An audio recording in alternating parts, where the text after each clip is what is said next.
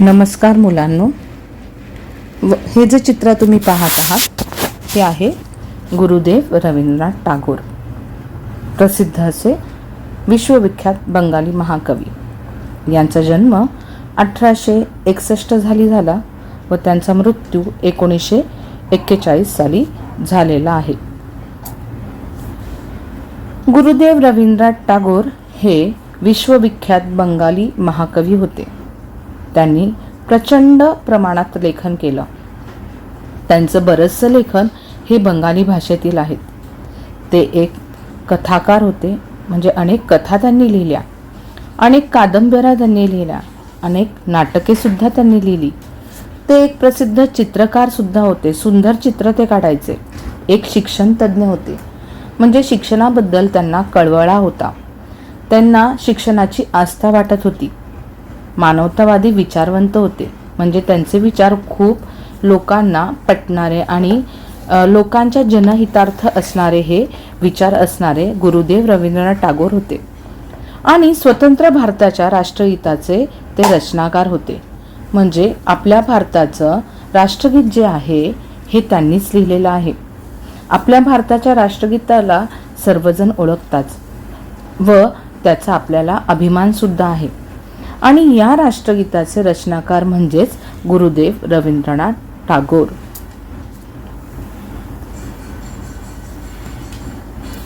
आपण पाहतो की जागतिक कीर्तीचा जो नोबेल पुरस्कार असतो, त्या नोबेल पुरस्कारामधला मिळणे खूप अवघड असते.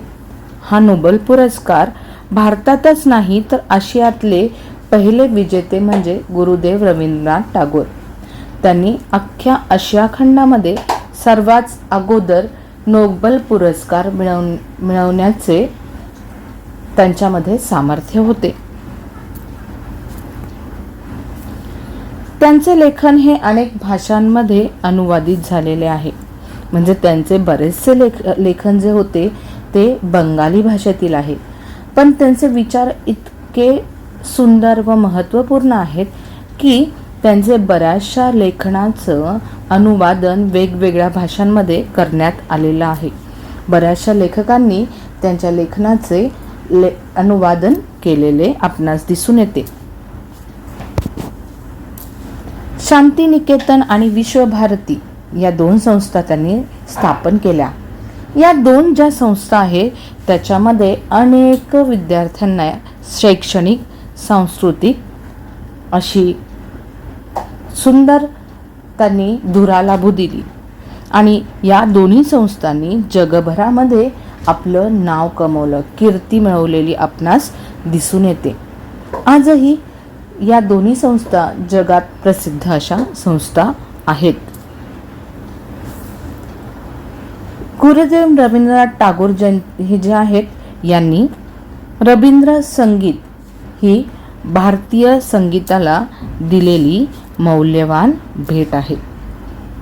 रवींद्र संगीत हे त्यांचं जे पुस्तक आहे ते भारतीय संगीतासाठी खूपच उपयुक्त असं पुस्तक आपणास दिसून येतं. त्यांचे काही नोबेल पुरस्कार विजेते पुस्तकं, त्यांची नावे पुढील प्रमाणे आपल्याला इथे दिसून येतं. हे बंगाली पुस्तक आहे, त्याचं नाव आहे कवी काहिली. त्यानंतर संध्या संगीत,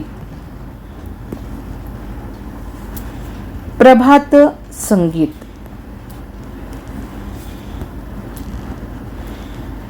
जीवन स्मृती,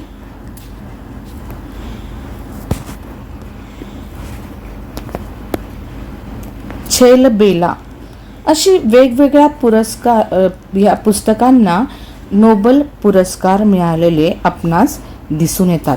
आणि ही सर्व जी काही लेखनं आहेत ही बंगाली भाषेत केलेली लेखनं आहेत. हे तुम्हाला पुस्तकावरील नावावरून दिसूनच आलेले असेल.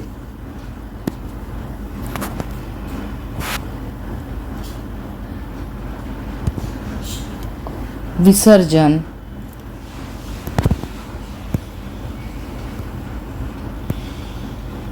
नौकाडुबी,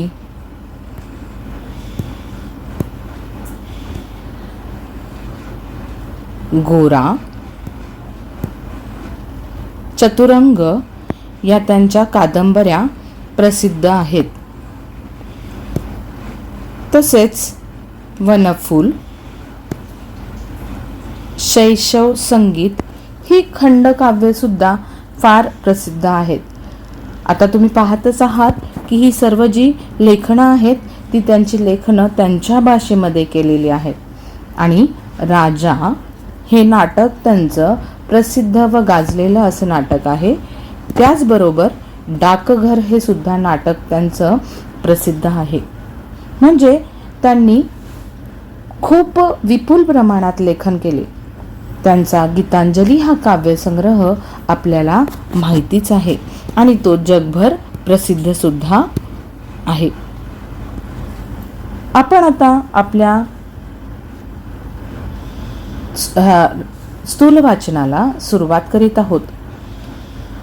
ही जी आपल्याला स्थूल वाचनामध्ये एक छोटासा भाग दिलेला आहे, ही बंगाली कविता आहे. त्याचं मराठीत स्वैर रूपांतर म्हणजे शब्दशः रूपांतरण नाही केलं तर त्याचा अर्थ काय आहे याच्यावर श्यामला कुलकर्णी यांनी एक कविता लिहिलेली आहे. हा आपला स्थूल वाचनाचा भाग आहे. तर या कवितेमध्ये महाकवी रवींद्रनाथ टागोर यांनी सूर्य आणि पंथी यांच्या प्रतीकाद्वारे अगदी छोट्या जीवालाही जगात काहीतरी करून देण्याची, जग सुंदर करण्याची क्षमता असते असं सांगितलेलं दिसून येतं. तर आपण सुरुवात करत आहोत आपल्या स्थूल वाचनाला, ज्याचं नाव आहे जाता असताला. परत एकदा मी तुम्हाला सांगते, स्थूल वाचन, जाता असताला. आपण सुरुवातीला बंगालीमध्ये त्याने जे काही लिहिलेलं आहे ते मी तुम्हाला वाचून दाखवणार आहे आणि मग त्याचं स्वैर रूपांतरण श्यामला कुलकर्णी यांनी कसं केलं हे मी तुम्हाला पुढेही सांगणार आहे. आपण बंगाली रूपांतरण वाचूयात. बंगाली जे महत्त्वाचं त्यांनी लिहिलेलं जे आहे, रवींद्रनाथ टागोर यांनी जे लिहिलेलं आहे ते आपण वाचूयात. केलई वै मौर कार्य कहे संध्या रवी, सुनिया जगत रहे निरुत्तर, माटीर प्रद्वीप छिले, छे कहिल स्वामी आमार हे टकू, करीबता अभि. आता हे जे काही आहे हे बंगाली भाषेत लिहिलेलं आपल्याला दिसून येतं. त्याचं श्यामला कुलकर्णी यांनी काय स्वैर रूपांतरण केलेलं आहे पाहूयात. त्यांनी याला नाव दिलेलं आहे जाता असताला. हे मी तुम्हाला पुढे समजावून सांगणारच आहे. आता आपण कविता वाचन करूयात. कविता अशी आहे. जाता असताला सूर्याचे डोळे पाणावले, जाईन मी जर या विश्वाचे होईल कैसे भले, अंधारामध्ये बुडून जाईल लगेच सारी धरा, कुणी वाचवा या सृष्टीला, करा करा हो त्वरा, कुणी न उठती येना पुढती,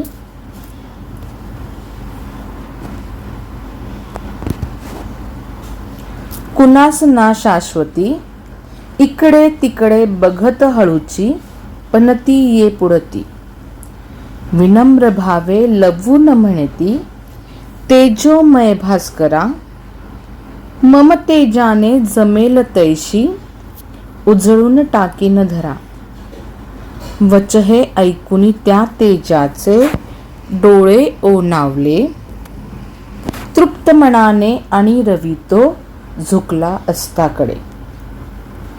स्वैर रूपांतरण आहे श्यामला कुलकर्णी यांचे. तर आपण जाता असताला या स्थूल वाचनाची आता सुरुवात करीत आहोत. बघा, जाता असताला सूर्याचे डोळे पाणवले. इथे असं सांगितलं आहे की सूर्य आपल्या प्रखर उष्णतेने संपूर्ण पृथ्वी प्रकाशित करून टाकतो. सकाळी जेव्हा सूर्याचा उदय होतो, तो सूर्य मावळेपर्यंत म्हणजे सूर्यास्तापर्यंत तो न दमता न थकता आपले काम तो करत असतो. अख्ख्या सृष्टीला तो प्रकाश देण्याचे काम करतो, म्हणजे अख्ख्या पृथ्वीला तो प्रकाशमय करतो आणि हे काम तो निरंतर करत असतो. या पृथ्वीला, या सृष्टीला प्रकाशमय करण्याची सूर्याची जणू काही जबाबदारीच आहे. आणि जेव्हा या पृथ्वीला, या सूर्याला पृथ्वीवरील प्रत्येक गोष्टींची जेव्हा काळजी असते, तो ही काळजी कुटुंबाचा प्रमुख या नात्याने चिंतातूर असतो. इथे असं म्हटलेलं आहे की ज्या वेळेस तो अस्ताला जाईल, म्हणजे जेव्हा तो मावळेल, त्यावेळेस तो जेव्हा मावळणार आहे, संध्याकाळच्या वेळेस त्याचा अस्त होणार आहे, म्हणजे सूर्य मावळणार आहे, त्यावेळेस त्याचे डोळे पाणावले म्हणजे त्याच्या डोळ्यामध्ये अश्रू आले. तो काय म्हणतो आहे की जेव्हा मी अस्ताला जाणार त्यावेळेस ही पृथ्वी अंधकारमय होईल. ही भीती या सूर्याला वाटत आहे आणि या भीतीच्या पोटी व पृथ्वीवर असलेले त्याचे प्रेम, त्याची काळजी याच्यामुळे त्याचे डोळे पाणावले आहेत, त्याच्या डोळ्यामध्ये अश्रू आले आहेत. आणि तो असं म्हणत आहे सूर्य की जर माझा अस्त झाला तर माझ्यानंतर, मी इथून निघून गेल्यानंतर या जगाचे, या सृष्टीचे, या विश्वाचे काय बरं होईल. आणि होईल कैसे भले, भले म्हणजे चांगले, कैसे म्हणजे कसे, या पृथ्वीचे, या जगाचे कसे चांगले होईल ही चिंता सूर्याला लागलेली आहे.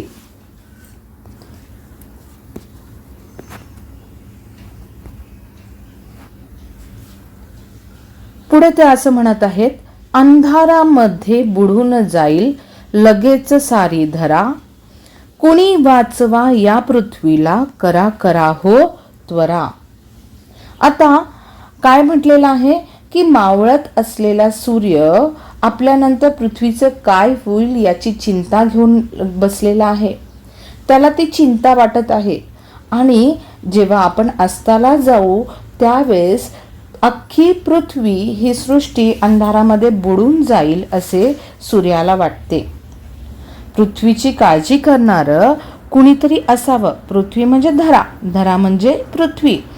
तर मी जेव्हा इथून निघून जाईल त्यावेळेस ही सर्व धरा म्हणजेच पृथ्वी अंधारात बुडून जाईल. आणि जेव्हा ती अंधारामध्ये बुडून जाईल त्यावेळेस कुणीतरी तिला वाचवायला या.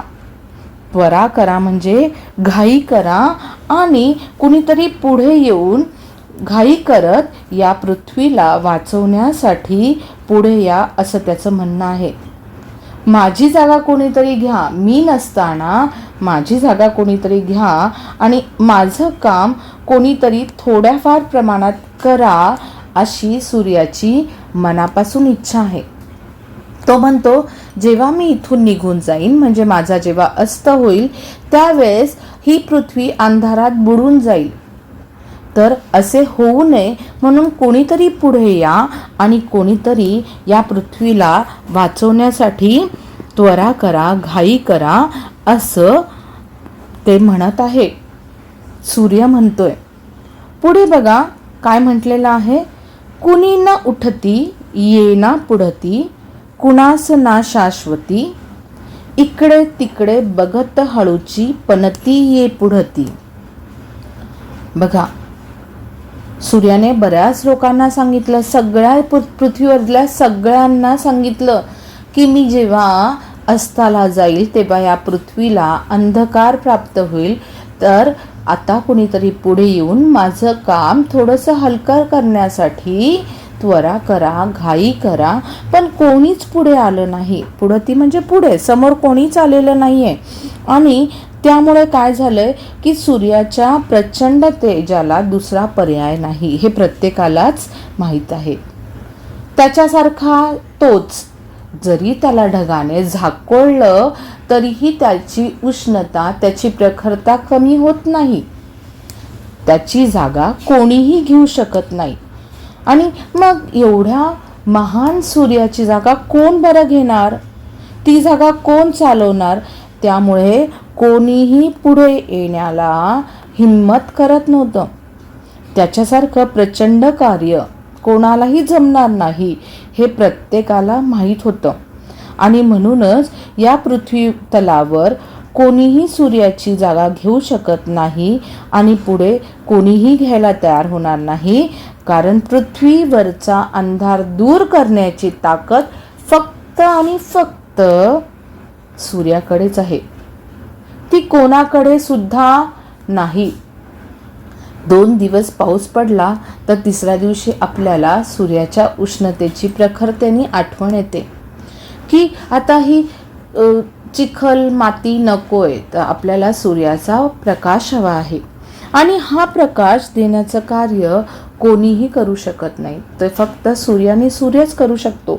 म्हणून कोणीच हिम्मत करून पुढे यायला तयार होत नव्हतं.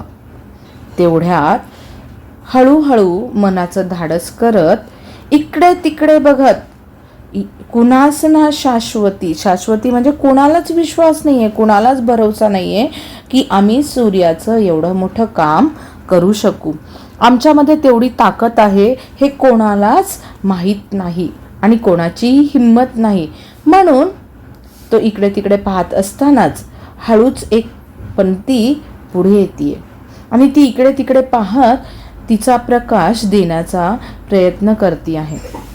पंतीचा प्रकाश केवढा असतो प्रत्येकालाच माहिती आहे. ज्या वेळेस आपल्या घरातील वीज जाते, अंधार होतो, त्यावेळेस आपण छोटीशी पंती लावतो. त्या पंतीने फक्त तेवढा परिसर उजळतो. अख्ख्या जगाला उजळण्याची ताकद पंतीमध्ये नसते, पण तरीही त्या छोट्याशा पंतीचा प्रकाश ती पुढाकार घेऊन देण्याचा प्रयत्न करत आहे. अंधारल्या रात्री पृथ्वीवर थोडाफार प्रकाश देण्याची जबाबदारी तिने स्वीकारलेली आहे आणि तिच्यामध्ये तेवढं धाडस आहे, तेवढी हिम्मत आहे आणि म्हणूनच ती काय करत आहे, धाडसाने हळूच पुढे येत आहे असं सांगितलेलं आहे.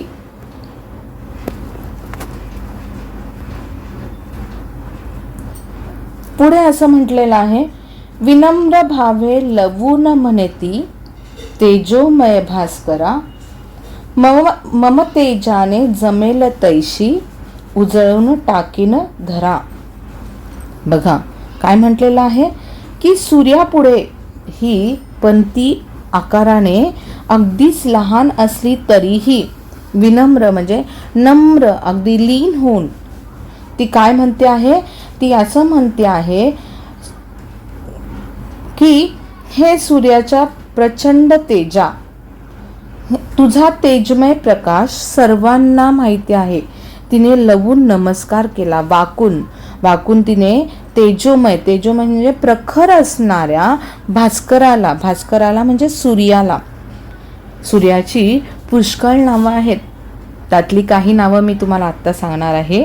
ती म्हणजे सविता, दिनकर, दिवाकर, प्रभाकर, रवी, भास्कर, सूर्य, अरुण अशी बरीचशी नावं सूर्याला दिलेली आहेत. त्यातील एक नाव म्हणजे भास्कर. तर ती हे भास्करा म्हणजे हे सूर्या, मी तुला वाकून नमस्कार करते आहे असं ती म्हणते. आणि ती म्हणते, हे प्रखर सूर्या, मी तुझ्या एवढं मोठं काम करू शकत नाही, मी अख्ख्या पृथ्वीला प्रकाश देऊ शकत नाही, कारण तुझ्या पुढे मी खूपच क्षुल्लक आहे. तरीही ती धाडस करते आहे आणि सूर्यदेवाला नमस्कार करून ती हे म्हणते आहे, हे तेजोमय भास्करा, तुझ्याकडे प्रचंड तेज आहे, प्रचंड उष्णता आहे. मी आपली लहानशी बापडी, माझा असा प्रकाश कितीसा असणार आहे. माझ्याकडे सुद्धा प्रकाश आहे, पण तो अगदी थोडका आहे, कमी आहे. तुझ्याशी माझी तुलना होऊच शकत नाही. पुढे ती असं म्हणते, मम तेजाने जमेल तैशी उजळून टाकीन धरा. मम म्हणजे माझ्या, तेजाने म्हणजे माझ्या प्रकाशाने मला जशी जमेल तशी मी ही धरा म्हणजे पृथ्वी उजळून टाकण्याचं काम करू शकते. मला जास्त काम करता येणार नाही. मला तुझ्यासारखं अख्ख्या पृथ्वीला तेज देता येणार नाही, कारण तू तेजोमय आहेस. पण जमेल तेवढं मी काय करेन, मी या पृथ्वीला माझा प्रकाश देण्याचा प्रयत्न करेन. माझा तेवढाच खारीचा वाटा. माझ्यामुळे खूप मोठी प्रखरता निर्माण होणार नाही हे मला माहीत आहे, परंतु अंधाराला छिद्र पाडण्याची ताकद माझ्यामध्ये आहे. अंधाराला दूर करण्याची ताकद माझ्यामध्ये आहे. तुझ्या जाण्याने तयार होणारा जो अंधार आहे तो थोडाफार तरी मी कमी करू शकते, भेदू शकते.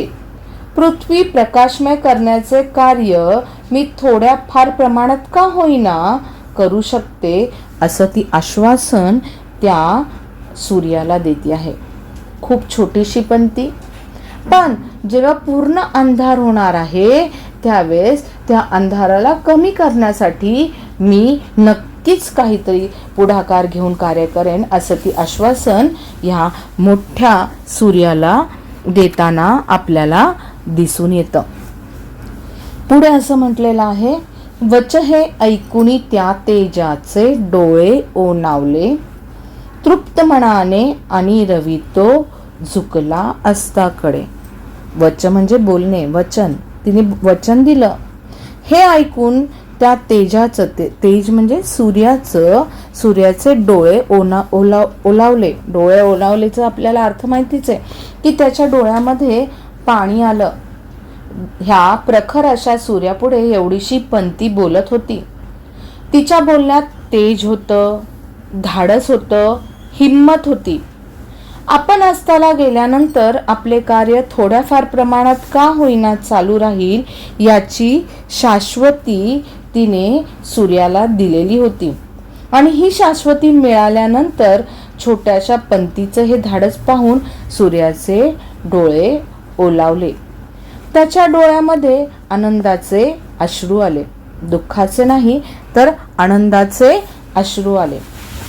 आपल्यानंतर या पृथ्वीची काळजी घेणारं कोणीतरी आहे या विचाराने त्याचे मन समाधानी झाले, तृप्त झाले. पृथ्वी मातेची काळजी घेण्याची जबाबदारी कोणीही उचलली नाही तर एका छोट्याशा पंथीने उचलली. या मनाला आनंद देणाऱ्या विचारातच सूर्य अस्ताकडे झुकला.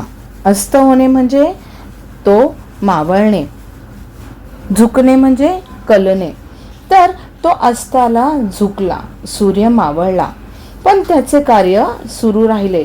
त्याचे कार्य बंद झाले नाही.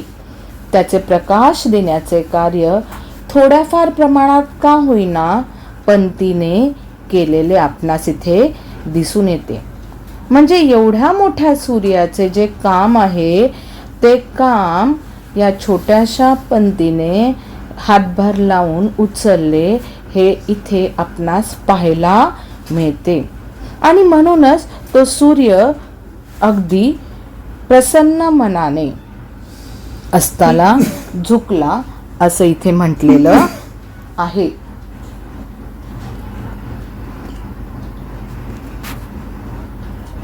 आपण परत एकदा कविता वाचूयात.